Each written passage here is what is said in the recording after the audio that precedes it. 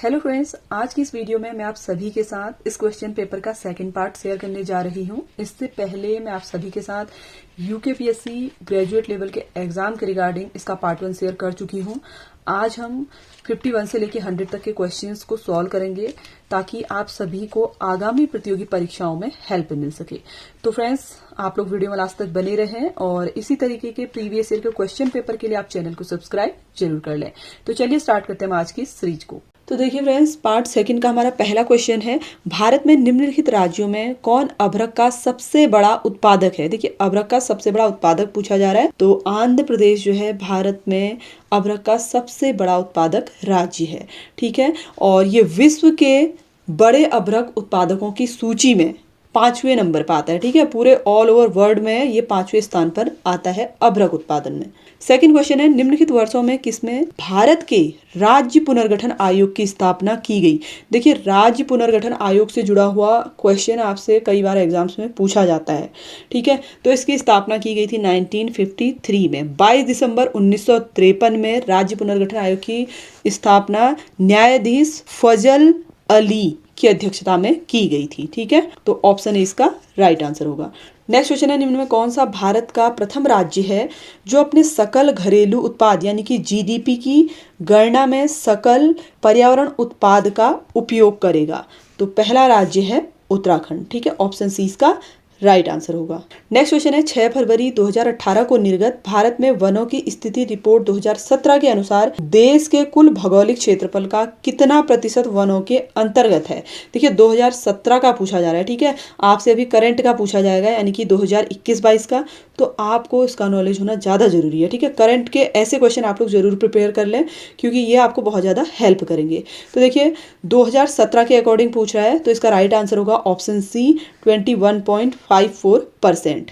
और देखिए, पहली जो वन स्थिति रिपोर्ट थी वो 1987 में जारी की गई थी। और देखिए, अगर हम 2022 की बात करें, 13 जनवरी 2022 को 17वीं वन स्थिति रिपोर्ट जारी की गई थी और इसमें जो वनों का प्रतिशत है, भौगोलिक क्षेत्रफल के वनों का प्रतिशत है 21.71%। ठीक है, कितना है? 21.71%। थोड़ा परसेंटेज बढ़ चुका है, तो आपको पॉइंट याद रखना है। 2022 के अकॉर्डिंग कितना है? 21.71%।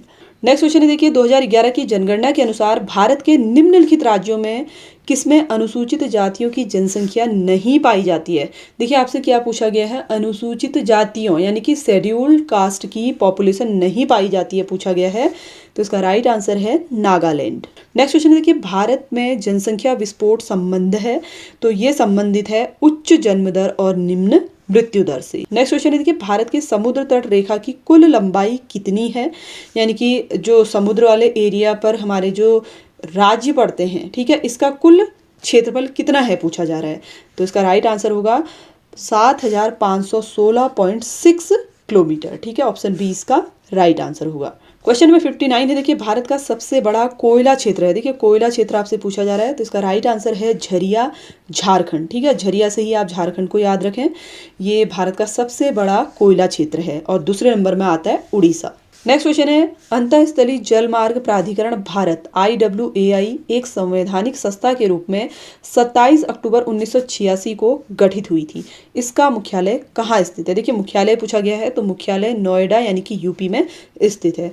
और अगर आपसे पूछा जाए कि IWAI किस अधिनियम के तहत गठित किया गया, तो अधिनियम 1985 के तहत किया गया। ठीक है, नेक्स्ट क्वेश्चन है कि निम्नलिखित में कौन पिछड़ी जाति आयोग के प्रथम सभापति थे, यानी कि बैकवर्ड क्लास कमीशन के पहले चेयरमैन आपसे पूछा जा रहा है। तो काका साहेब कालेलकर पहले पिछड़ी जाति आयोग के अध्यक्ष बने और 1953 में पिछड़ी जाति आयोग का गठन किया गया था। ठीक है, कई बार आपसे पूछा जाता है कि किस सन में किया गया था, तो 1953 में किया गया था। अगला क्वेश्चन है, देखिए, भारतीय संविधान में विधि का शासन यानी कि रूल ऑफ लॉ, ठीक है, निम्न में से किस अनुच्छेद में निहित है?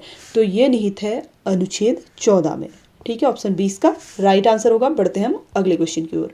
अगला क्वेश्चन है, निम्न में कौन सा संवैधानिक संशोधन भारत में मतदान की आयु को कम करने से संबंधित है? देखिए, कम करने से संबंधित कौन सा संशोधन है पूछा गया है, तो इसका राइट आंसर है 61वां संशोधन। ठीक है, इसके तहत देखिए, वोटिंग करने के लिए जो एज है 21 से घटाकर उसे 18 वर्ष किया गया। ठीक है, कितना किया गया? 18 वर्ष। नेक्स्ट क्वेश्चन है, भारत में मरुस्थल वृक्षारोपण एवं अनुसंधान केंद्र कहाँ स्थित है? तो ये जोधपुर में स्थित है। ठीक है, 1952 में ये खोला गया था। अगला क्वेश्चन है, देखिए विश्व डाक टिकट प्रदर्शनी फिलनिप्पॉन 2021 कहाँ आयोजित की गई थी? तो ये टोक्यो जापान में आयोजित की गई थी। ठीक है, ऑप्शन बी इसका राइट आंसर होगा। अगला क्वेश्चन है, विश्व बौद्धिक संपदा संगठन द्वारा लॉन्च किए गए ग्लोबल इनोवेशन इंडेक्स 2021 में भारत की रैंक क्या है? देखिए 2021 में पूछा गया है। ठीक है, तो 2021 में इसकी रैंक थी 46 नंबर पे। और अगर आपसे इस बार ये क्वेश्चन अगर पूछा जाए कि 2022 में क्या रैंक थी, तो 2022 में भारत है 40वें स्थान पर। ठीक है, तो ये पॉइंट आप लोग जरूर ध्यान रखें। अगला क्वेश्चन है, FSSAI के तीसरे राज्य खाद्य सुरक्षा सूचकांक में कौन सा भारतीय राज्य शीर्ष पर है? देखिए FSSAI होता क्या है? खाद्य सुरक्षा और मानक प्राधिकरण। ठीक है, इसके अंतर्गत आपसे पूछा जा रहा है भारतीय राज्य कौन सा शीर्ष पे है?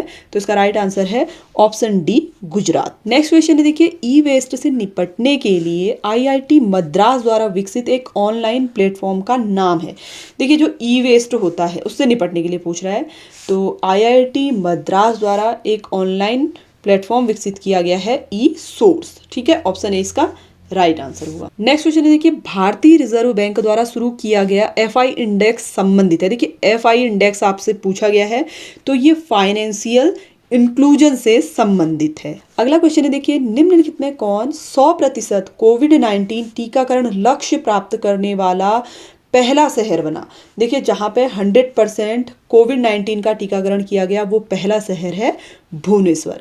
इसके अलावा देखिए कोविड-19 से रिलेटेड अभी के पॉइंट आप लोग जरूर नोट कर लें कि अभी जो कोविड-19 है उसका कौन सा वेरिएंट चल रखा है, उसका नाम क्या है। इन पॉइंट्स को भी आप लोग एक बार जरूर देख लें, हो सकता है कि आपसे इनसे रिलेटेड क्वेश्चंस भी पूछे जाएं। अगला क्वेश्चन है, देखिए स्वयं सहायता समूह के उत्पादों के विपणन के लिए आवास एवं शहरी मंत्रालय द्वारा शुरू किए गए ब्रांड का नाम क्या है? तो इस ब्रांड का नाम है देखिए सोन चिरैया। अगला क्वेश्चन है, देखिए पर्यावरणीय प्रभाव आकलन EIA एक नियोजन यंत्र है जो नियोजन के प्रारंभिक चरण से विकासीय प्रक्रिया में पर्यावरण के मुद्दे में समाहित करता है। नदी घाटी परियोजना आदि हेतु भारत में यह प्रथम बार कब उपयोग में लाया गया? तो ये उपयोग में लाया गया था पहली बार 1978 में। अगला क्वेश्चन है, देखिए नजला बार्डेन रमधाने किस देश की पहली महिला प्रधानमंत्री नामित हुई? तो इसका राइट आंसर है ऑप्शन डी, ट्यूनीशिया। देखिए आपसे इसके रिगार्डिंग एक क्वेश्चन पूछा जा सकता है, हाल ही में ऋषि सुनक किस देश के प्रधानमंत्री बने? तो आप लोग कमेंट करके जरूर बताएं अगर आपको आंसर पता है। नेक्स्ट क्वेश्चन है, देखिए पर्यावरण संस्था legal incentive for forest and environment life को किस अवार्ड से नवाजा गया है? तो इसे नवाजा गया है राइट लाइवलीहुड अवार्ड 2021 से। ठीक है, ऑप्शन सी इसका राइट आंसर होगा। अगला क्वेश्चन है, देखिए किस भारतीय राज्य ने हरा भरा नाम से ड्रोन आधारित वन रोपण परियोजना शुरू की है?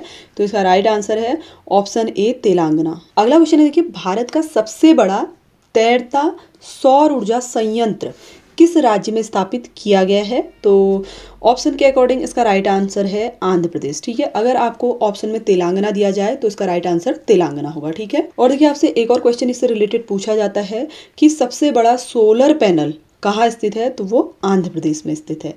अगला क्वेश्चन है, भारत रत्न से सम्मानित उत्तराखंड की एकमात्र विभूति का नाम बताइए। तो काफी टाइम ये क्वेश्चंस कई एग्जाम्स में रिपीट हो चुका है। इसका राइट आंसर है ऑप्शन बी, गोविंद वल्लभ पंत। ठीक है, इनको 1957 में भारत रत्न सम्मान से सम्मानित किया गया। अगला क्वेश्चन है, टिहरी रियासत का भारतीय संघ में विलीनीकरण वर्ष में हुआ था? देखिए ये क्वेश्चन भी कई बार रिपीट हो चुका है, तो 1949 में इसका विलीनीकरण हुआ था। अगला क्वेश्चन है, उत्तराखंड की सबसे लंबी नदी कौन सी है? देखिए सबसे लंबी नदी पूछा जा रहा है, काफी सारे लोग इसका आंसर भागीरथी देते हैं, लेकिन सबसे लंबी नदी है काली। ठीक है, इस क्वेश्चन को आप अच्छी तरीके से याद रख रहे हैं। उत्तराखंड की सबसे लंबी नदी कौन सी है? काली नदी। अगला क्वेश्चन है, देखिए रम्माण को किस वर्ष विश्व विरासत घोषित किया गया? देखिए इस टॉपिक से भी कई बार आपसे क्वेश्चन पूछे जाते हैं विश्व विरासत से, तो इस टॉपिक को भी आप लोग अच्छी तरीके से कवर जरूर कर लें। ठीक है, तो इसको किया गया था 2009 में। अगला क्वेश्चन है, देखिए गणिका नाटक के लेखक कौन है? तो इसके लेखक हैं मौलाराम। नेक्स्ट क्वेश्चन है, अवतार सिंह पवार प्रसिद्ध हैं? तो ये एक प्रसिद्ध क्या है? मूर्तिकार है। ठीक है, ऑप्शन बी इसका राइट आंसर होगा। अगला क्वेश्चन है, देखिए नागेंद्र सकलानी किस तिथि को शहीद हुए थे?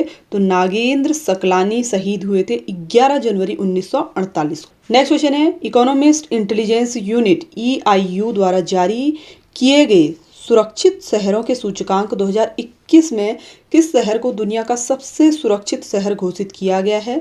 तो सबसे ज़्यादा जो सुरक्षित शहर दुनिया का है वो कोपेनहेगन है। ठीक है, ऑप्शन सी इसका राइट आंसर होगा। अगला क्वेश्चन है, सुनील तुल्ला के इस्तीफे के बाद ब्रॉडकास्ट ऑडियंस रिसर्च काउंसिल यानी कि बार्क का सीईओ किसे नियुक्त किया गया है? तो अभी वर्तमान में जो बार्क के सीईओ हैं वो नकुल चोपड़ा हैं। ठीक है, ऑप्शन बी इसका राइट आंसर होगा। अगला क्वेश्चन है, देखिए, कारीगरों को सशक्त बनाने और हस्तशिल्प के क्षेत्र को मजबूत करने के लिए किस संगठन ने एक online portal my E hot launch किया है?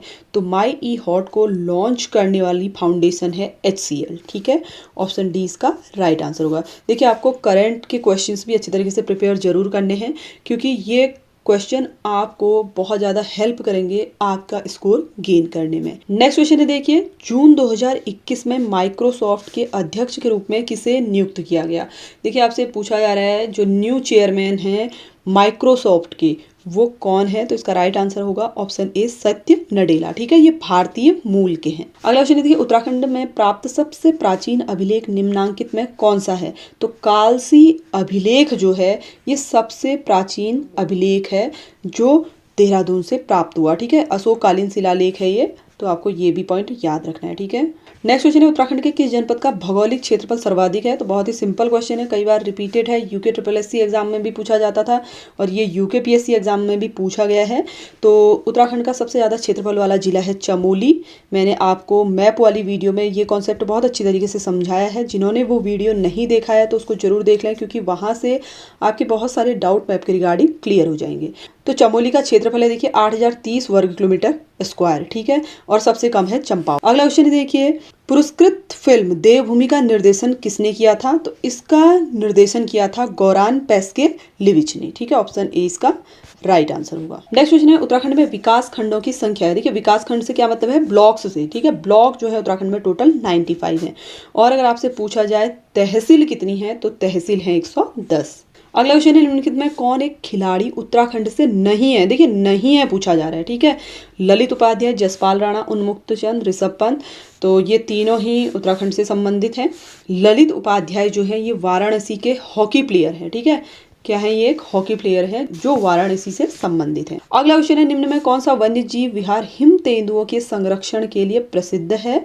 तो हिम तेंदुओं के संरक्षण के लिए प्रसिद्ध है गोविंद वन्य जीव विहार। ठीक है, टोटल 7 वन्य जीव विहार है उत्तराखंड में, ये पॉइंट भी आप लोग याद रखें। और इस वन्य जीव विहार की स्थापना हुई थी 1955 में। नेक्स्ट क्वेश्चन देखिए, हेली नेशनल पार्क की स्थापना किस वर्ष हुई थी? तो देखिए, बहुत ही इंपॉर्टेंट टॉपिक है आपका हेली नेशनल पार्क यानी कि कॉर्बेट नेशनल पार्क।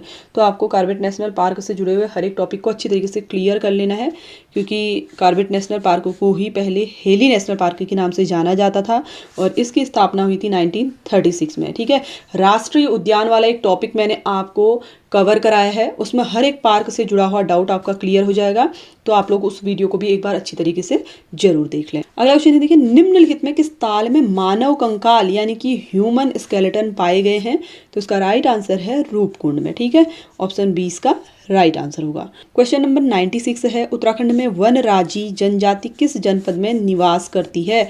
तो वनराजी जो जनजाति है ये पिथौरागढ़ में निवास करती है। ठीक है, तो ऑप्शन बी इसका राइट आंसर होगा। अगला क्वेश्चन देखिए, रम्माण किस वर्ष नई दिल्ली में गणतंत्र दिवस की परेड में उत्तराखंड की झांकी का हिस्सा रहा?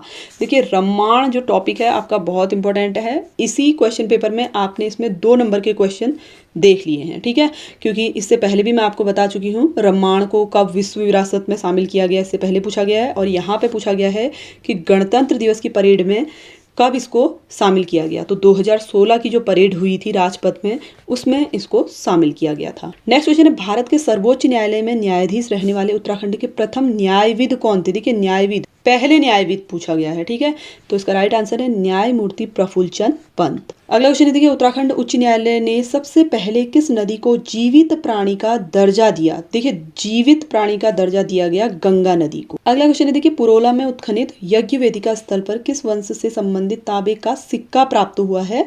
तो कुणिंद वंश से संबंधित तांबे का सिक्का प्राप्त हुआ है। तो फ्रेंड्स ये तो थे आज के 50 मोस्ट इंपॉर्टेंट क्वेश्चंस जो यूकेपीएससी द्वारा प्रीवियस ईयर एग्जाम्स में पूछे गए हैं। इसकी नेक्स्ट वीडियो में मैं इसका नेक्स्ट पार्ट आप सभी के साथ शेयर करूंगी जो रीजनिंग से जुड़ा हुआ है। ठीक है, किस तरीके के क्वेश्चन रीजनिंग में पूछे गए हैं इसका आइडिया भी आपको मिल जाएगा। तो इसके लिए आप चैनल को सब्सक्राइब जरूर कर लें, और अगर आपको ये वीडियो हेल्पफुल लगा हो तो प्लीज़ वीडियो को लाइक शेयर, चैनल को सब्सक्राइब जरूर करें। Thanks for watching.